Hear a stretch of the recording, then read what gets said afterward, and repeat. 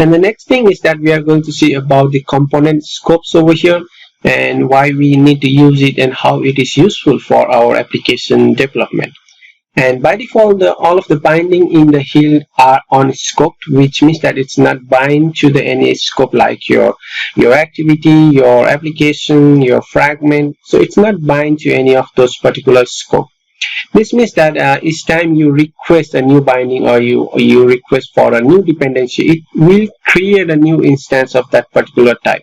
If you are requesting for to create a new set preference or a database object or a retrofit instance, so it will be recreated every time. So the new object is created whenever you are requesting particular binding. So that's not a good practice or a good way of handling your managing all of your application component, right? So for that, hilt provides or allows us to the binding to a particular scope.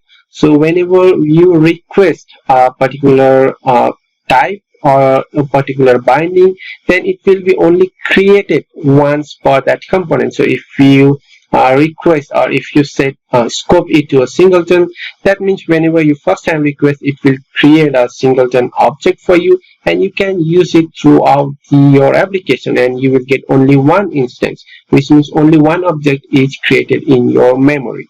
And whenever you request it, you are getting a singleton, and that's the good way, right? And if you scope it to the activity and throughout your activity life cycle, you are just getting a one instance. No matter how many times you request that particular dependency, you are just going to get it one instance of that particular object or the type that you are requesting. So you can see we have a table list below with the scope annotation that we can use. So the class, Android class, is of the application class that we have defined, and it is generated component as a singleton component. So you may be wondering when this singleton component is generated for us, because we have already made use of a singleton component and also of the activity component. So this is actually generated when we make use of a @hilt Android app annotation. So whenever we generate or add this annotation and run our application or build our application, previously I mentioned that it will generate extra code over here, and all of those are coming from the generated code using the Android hilt.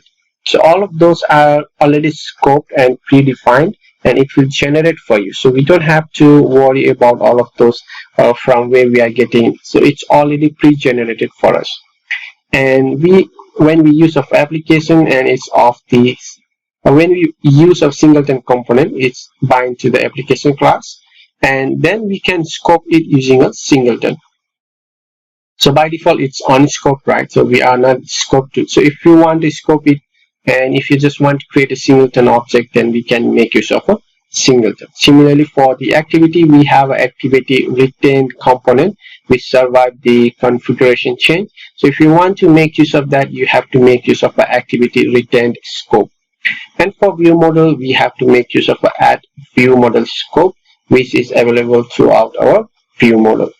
And then we have another one is of activity. Again, we have a @activity scope. Similarly, for the fragment, we have a @fragment scope, and the view, we have a @view scope, and the view annotated with fragment binding. Similarly, we have a view scope and the services scope. So these are the scope annotation that we can actually use it and define that we want to have particular scope, and whenever our hilt will request that binding, it will just look for it and create a single instance. So you will not get a multiple instance of the same type whenever you are creating a dependencies or requesting a new binding over there.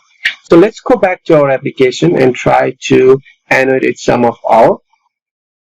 So first we will go to our application module. Since this is a singleton component, then we can annotate it with a @singleton.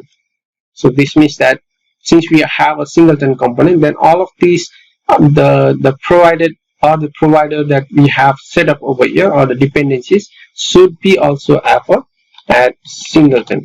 So which means that it will just created once, and whenever we are requesting any dependencies from wherever whichever class, Android classes, so it will just go and create a single instance throughout your life cycle. So this is really useful for your database and if you are using a retrofit. So and then whenever you request a singleton object, or that time you can use a singleton annotation over here.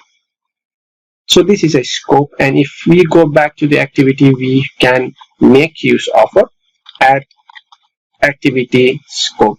So we have a add activity scope, and also this one should be add activity scope. So which means that whenever we are requesting or binding for this particular, this is returning a car repository, and now this will be created on the activity level. So throughout the activity lifecycle, you just get one scope or the one object. Similarly, if we go back to now car repository, this car repository can be, if you want it to be, since we are using in the activity, you can just say it as a activity scope, or also you can make it as a let's say we can make it as a singleton. So if you want to just get a singleton object, since this is a repository and you can use it throughout your Android application or the Android app lifecycle, so you can annotate it with a singleton. And then we have other, I think we do you have any other? Let's go to the battery. And yeah, if you are using it in the activity, you can just annotate with the activity scope. And here we have a car, and then I'll just annotate with the add activity scope. So these are the scope that we can actually use it. Like here, you can just also annotate this class with the add activity scope. This will be available throughout our activity because we are making use it in our activity. We are injecting it, right? So car is injected over here. So if you go over here, car is annotated with the activity scope. And over here, if you go back to the main activity, we are also injecting over here a car functional implementation. If you go over here, we again scope it with the add activity scope. So now if you try to run your application, it should run, and yeah, we should not get any error over here. Application is running perfectly fine. So which means that all of the scope annotation that we have make use is working perfectly fine. So since we have activity component, then we should scope it with the activity scope over here. And since we have this as a singleton component, then we should annotate all of these binding or whatever you call as a provider function over here, or the dependency that we are creating, it should be of a singleton. And then if we go back to our activity, we are injecting this car as well as the car function. So these two are the classes. So since we are injecting it in the activity, it should be on the activity scope, or it should be of the singleton scope. And then here over here, you can see we also have scope with the activity scope. Similarly, the battery is also an activity scope, and also this one is of the car repository offer. This is a singleton scope. Since we want to make use your repository, you want to make use throughout your life cycle. So you just want to create a object, because you may have to create a multiple time. If you are actually building up your application, you may have to request this particular car repository throughout your application. So you may be requesting from different classes. So at that time, it may be created as so many type of this particular object for you. But if you want to just create as one time throughout your Android lifecycle, then you just make it as a singleton. So the next thing, that let's go back to our over here, and you can just go through this scope, component scope, and you need to understand, or you need to remember what scope you have to use it through your Android application. If you are creating as a singleton, then you have to make use of a singleton annotation.